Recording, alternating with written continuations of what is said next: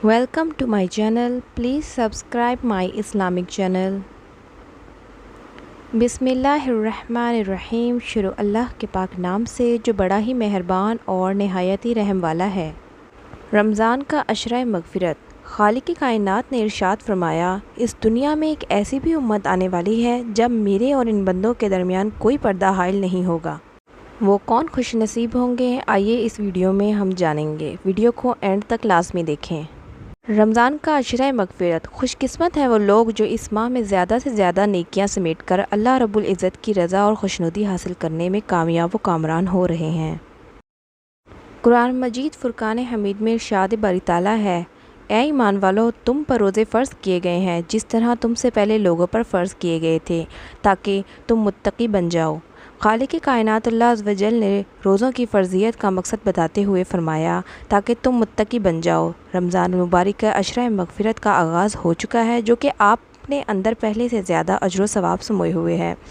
रमज़ान मुबारक वो महीना है कि जिसमें नफल नमाज का सवाब फ़र्ज़ के बराबर और फ़र्ज़ का सवाब 70 गुना तक बढ़ा दिया जाता है।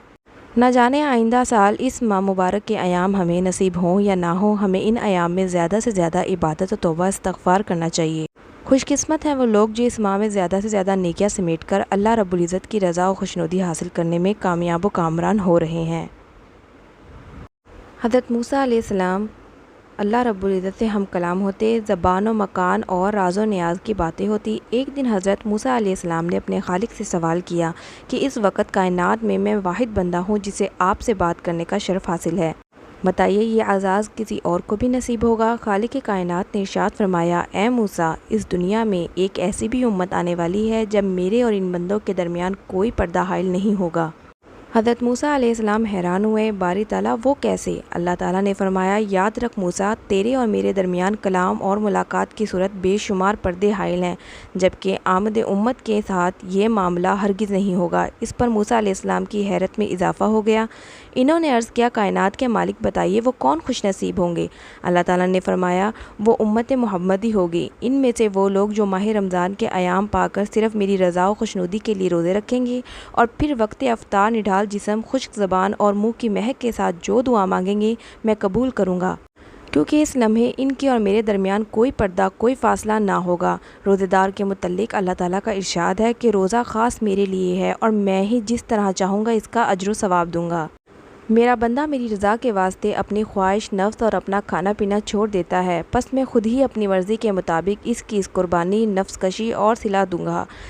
रोज़ेदार के लिए दो मसरतें हैं, एक अफ्तार के वक़्त और दूसरे अपने मालिकुल मुल्क की बारगाह में हाज़िरी और शर्फ़ मुलाकात के वक़्त। और रोज़ेदार के मुँह की बदबू अल्लाह ताला के नज़दीक मश्क की खुशबू से भी बेहतर है। यानी इंसानों के लिए मश्क की खुशबू जितनी अच्छी और जितनी प्यारी है, अल्लाह ताला के यहाँ रोज़ेदार के मुँह की बू इससे भी अच्छी है।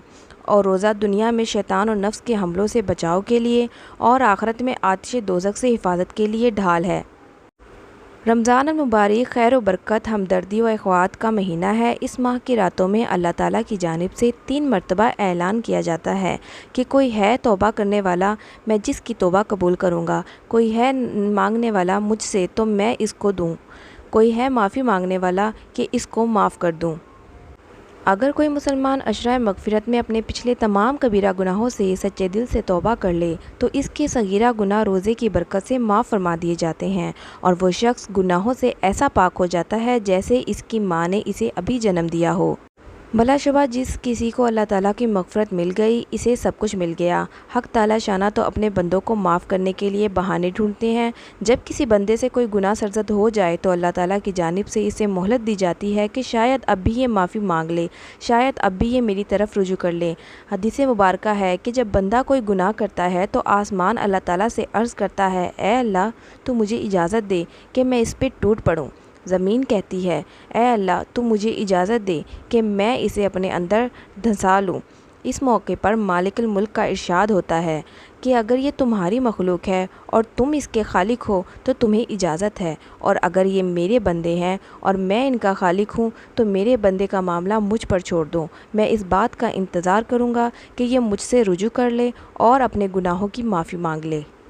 حضرت عبداللہ بن عمر رضی اللہ عنہ سے روایت کرتے ہیں کہ آپ صلی اللہ علیہ وسلم نے ارشاد فرمایا، روزے اور قرآن دونوں بندے کے لیے شفاعت سفارش کریں گے۔ روزے عرض کریں گے، اے پروردگار، میں نے اس بندے کو کھانے پینے اور نفس کی خواہش پورا کرنے سے روکے رکھا تھا، آج میری سفارش اس کے حق میں قبول فرما۔ اور قرآن کہے گا کہ میں نے اس بندے کو رات کو سونے اور آرام کرنے سے روکے رکھا تھا، آج اس کے حق میں میری سفارش قبول فرما۔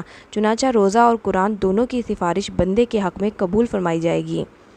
حضرت ابو ہریرہ رضی اللہ عنہ سے روایت ہے کہ آپ صلی اللہ علیہ وسلم نے ارشاد فرمایا کہ 3 آدمیوں کی دعا رد نہیں ہوتی، ایک روزے دار کی افطاری کے وقت، دوسرے عادل بادشاہ کی، اور تیسری مظلوم کی۔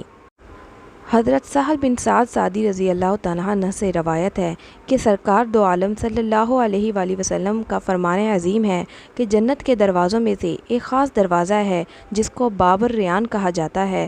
اس دروازے سے قیامت کے دن صرف روزے داروں کا داخلہ ہوگا، ان کے سوا کوئی اس دروازے سے داخل نہیں ہو سکے گا۔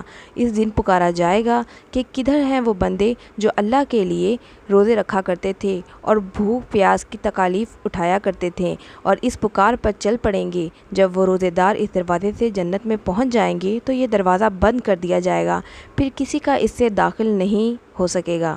ریان کے لغوی معنی ہے پورا سیراب۔ یہ بھرپور سیرابی تو اس روزے دار کی صفت ہے جس سے روزے داروں کا داخلہ ہوگا۔ آگے جنت میں پہنچ کر جو کچھ اللہ تعالیٰ کے انعامات ان پر ہوں گے، ان کا علم تو بس اللہ تعالیٰ ہی کو ہے۔ اس مبارک ماہ کی ان تمام فضیلتوں کو دیکھتے ہوئے مسلمانوں کو اس مہینے میں عبادت کا خاص اہتمام کرنا چاہیے اور کوئی لمحہ ضائع اور بیکار نہیں جانے دینا چاہیے۔ ہم اپنے تمام صغیرہ و کبیرہ گناہوں سے معافی مانگ کر اللہ تعالیٰ کے حضور پاک صاف پیش ہو سکتے ہیں۔ اللہ پاک ہم سب کو اپنے نفس کا تزکیہ کر کے تقوی اختیار کرنے کی توفیق عطا فرمائے، آمین۔